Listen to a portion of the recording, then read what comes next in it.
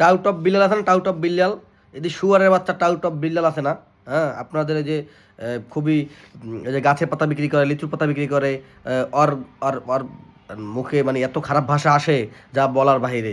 এই যে সাইদ সাইদ নামে একটা ইউটিউবার আছে না, এই যে গত কয়েকদিন আগে দুই তিন আগে মারা গেছে, হ্যাঁ এই এই সাইদ হচ্ছে আপনার ক্যান্সার আক্রান্ত ছিল। তো এই টাউট বিল্লাল, এই বাঞ্চোদ এবং এই বাঞ্চোদের কিছু পার্টনার আছে চোর, এই চোরগুলো একসাথে মিলা ফান্ড কালেকশন করছে, অনেকগুলো টাকা তুলছে।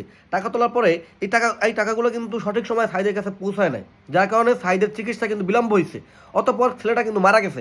অথচ এই টাকা এখন এই টাউটের পকেটে, এই বেলালের পকেটে, হ্যাঁ এখনও ওই বেলালের পকেটে।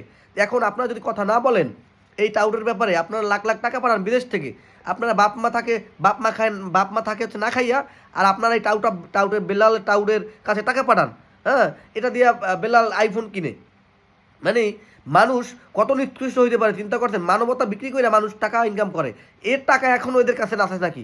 মিডিয়ার কাছে এসে বলে সাইদের টাকা নাকি এদের কাছে, এই টাউটগুলোর কাছে। এরা আবার টিম তৈরি করছে, এই টাউট অফ বেল্লাল, এই বাঞ্চদের আর কিছু লোক, কিছু মানুষজন মিলে একটা টিম তৈরি করে ফান্ড কালেকশন করছে।